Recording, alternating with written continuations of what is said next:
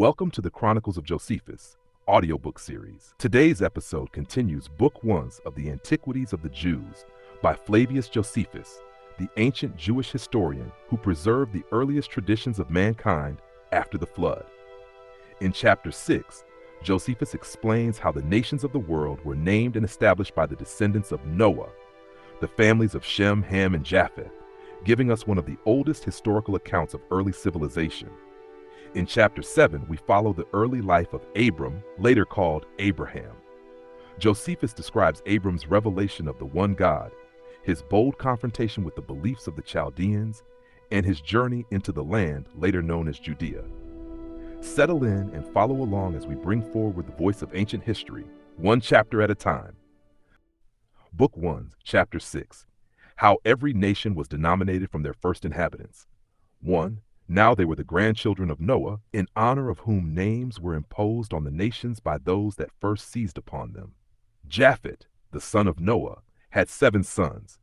They inhabited so, that beginning at the mountains Taurus and Amanus, they proceeded along Asia as far as the river Tansis, and along Europe to Cadiz, and settling themselves on the lands which they light upon, which none had inhabited before, they called the nations by their own names.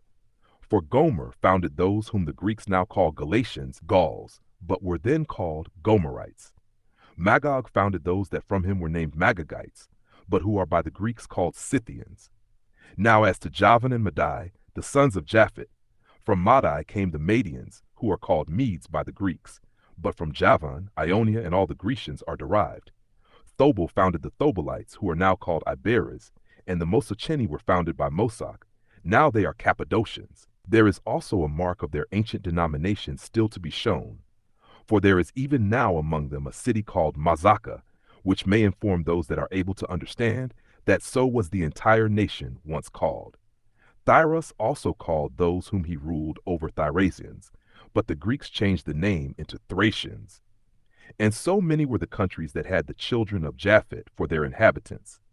Of the 3 sons of Gomer, Ashkenax founded the Ashkenaxians, who are now called by the Greeks Rogenians. So did Riphath found the Riphians, now called Paphlagonians, and Thrugrama the Thrugramians, who, as the Greeks resolved, were named Phrygians. Of the 3 sons of Javan also, the son of Japheth, Elisa gave name to the Elysians, who were his subjects. They are now the Aeolians.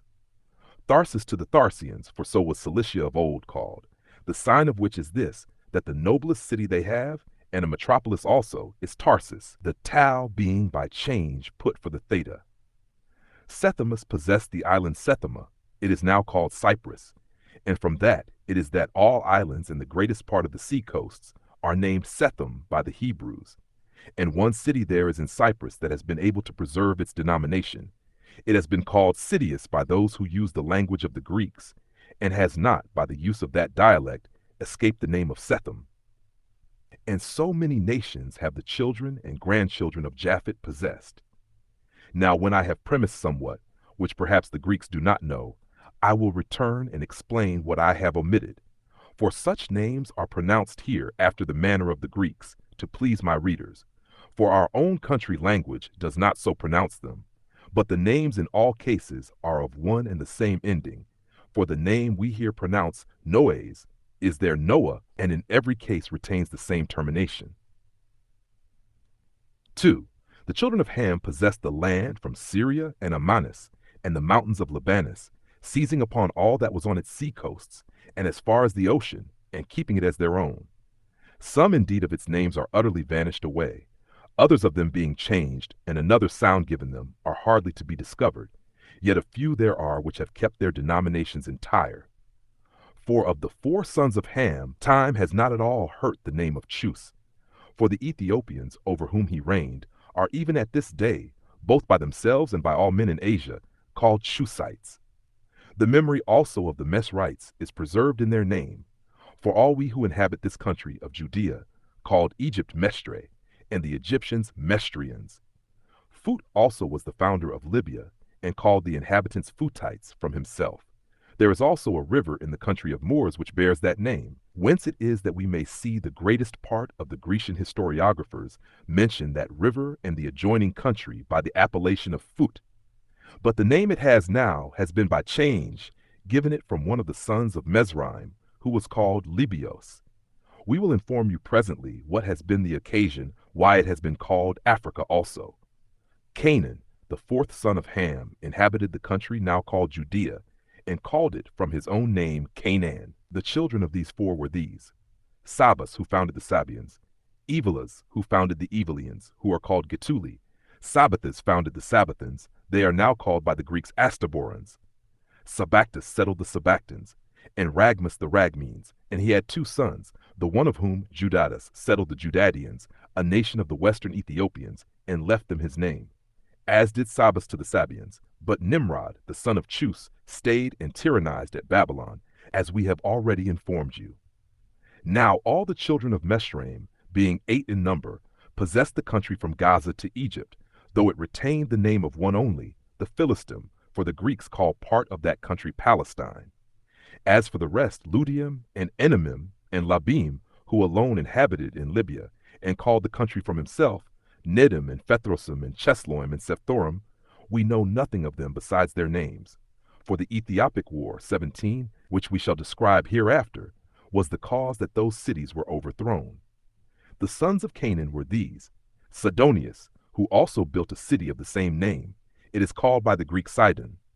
Amathus inhabited in Amathine, which is even now called Amatha by the inhabitants, although the Macedonians named it Epiphania from one of his posterity. Arutus possessed the island Aradus. Arucus possessed Ars, which is in Libanus. But for the 7 others, Ueos, Chetus, Jebusius, Amorius, Gergesus, Eudeus, Cineus, Samarius, we have nothing in the sacred books but their names, for the Hebrews overthrew their cities, and their calamities came upon them on the occasion following. 3. Noah, when, after the deluge, the earth was resettled in its former condition, set about its cultivation, and when he had planted it with vines, and when the fruit was ripe, and he had gathered the grapes in their season, and the wine was ready for use, he offered sacrifice and feasted, and, being drunk, he fell asleep and lay naked in an unseemly manner. When his youngest son saw this, he came laughing and showed him to his brethren, but they covered their father's nakedness. And when Noah was made sensible of what had been done, he prayed for prosperity to his other sons. But for Ham he did not curse him by reason of his nearness in blood, but cursed his prosperity. And when the rest of them escaped that curse, God inflicted it on the children of Canaan. But as to these matters we shall speak more hereafter. 4. Shem, the third son of Noah, had 5 sons, who inhabited the land that began at Euphrates and reached to the Indian Ocean. For Elam left behind him the Elamites, the ancestors of the Persians. Ashur lived at the city Nineveh, and named his subjects Assyrians, who became the most fortunate nation beyond others. Arphaxad named the Arphaxidites, who are now called Chaldeans. Aram had the Aramites, which the Greeks called Syrians, as Laud founded the Laudites, which are now called Lydians. Of the 4 sons of Aram, Uz founded Trachonitis in Damascus. This country lies between Palestine and Celesyria. Ul founded Armenia, and gathered the Bactrians, and Mesa the Messenians. It is now called Carax Spasini. Salah was the son of Arphaxad, and his son was Heber, from whom they originally called the Jews Hebrews. 18. Heber begat Joatan and Phaleg. He was called Phaleg, because he was born at the dispersion of the nations to their several countries. For Phaleg among the Hebrews signifies division. Now Joktan, one of the sons of Heber, had these sons: Elmodad, Saleph, Asermoth, Jerah, Adoram, Izel, Dekla, Ebal, Abimael, Sabius, Ophalat, and Jobab. These inhabited from Kofan, an Indian river, and in part of Asia adjoining to it. And this shall suffice concerning the sons of Shem. 5. I will now treat of the Hebrews. The son of Phaleg, whose father was Heber, was Ragal, whose son was Serug, to whom was born Nahor. His son was Terah, who was the father of Abraham, who accordingly was the 10th from Noah, and was born in the 292nd year after the deluge, for Terah begat Abram in his 70th year. Nahor begat Haran when he was 120 years old. Nahor was born to Serug in his 132nd year. Ragal had Serug at 130. At the same age also Phaleg had Ragal. Heber begat Phaleg in his 134th year, he himself being begotten by Salah when he was 130 years old, whom Arphaxad had for his son at the 135th year of his age. Arphaxad was the son of Shem, and born 12 years after the deluge. Now Abram had two brethren, Nahor and Haran.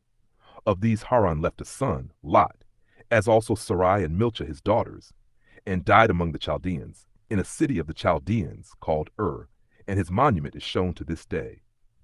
These married their nieces. Nabor married Milcah, and Abram married Sarai. Now Terah, hating Chaldea on account of his mourning for Ilaran, they all removed to Haran of Mesopotamia, where Terah died and was buried when he had lived to be 205 years old.